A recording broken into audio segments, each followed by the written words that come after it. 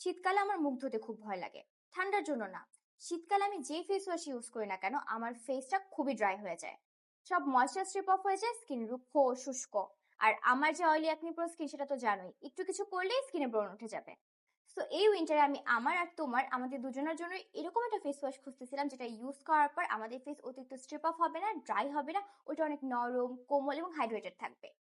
সেখান থেকে আজকে আমি তোমাদের জন্য রিভিউ দেবো ইউজো ব্র্যান্ডের all in one comfortable transparent moisturizing ক্লেনজারটার। ফেস ওয়াশটা জাস্ট প্যাকেজিংটা দেখো কি পরিমাণে প্রিমিয়াম আর অ্যাস্থেটিক।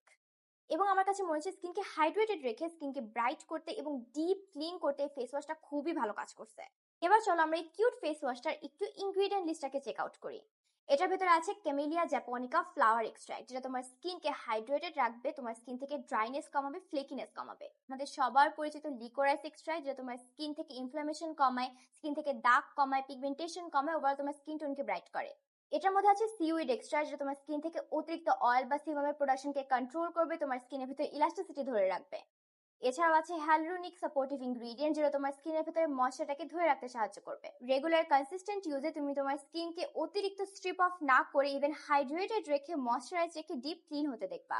ফেস ওয়াশ ইউজ করলে যে স্কিন ব্রাইট হবে জিনিসটা আসলে সত্যি না, বাট স্টিল তুমি যখন দেখবা যে এত ভালো ভালো ইনগ্রেডিয়েন্ট আছে, এটা কিন্তু একটা অ্যাডিশনাল বুস্ট আপ পায়। রেগুলার ফেস ওয়াশ যেভাবে ইউজ করে, তুমি জাস্ট ভেজা ফেসে পরিমাণ মতো ফেস ওয়াশ নিবা, 20 থেকে 25 সেকেন্ড ভালো মতো মাসাজ করবে, দেন ধুয়ে ফেলবা। মর্নিং এ নাইটে দুইটা ইউজ করা যাবে। সো দেরি না করে এই ইয়োজো ফেস ওয়াশটা এখনই অর্ডার করে ফেলো ইয়োজো বিডি পেজ থেকে। আমাদের পেজের লিংক দিয়ে দেবো। কেন ইউজ করো এবং কেমন হলো আমাকে জানাবে। আল্লাহ হাফেজ।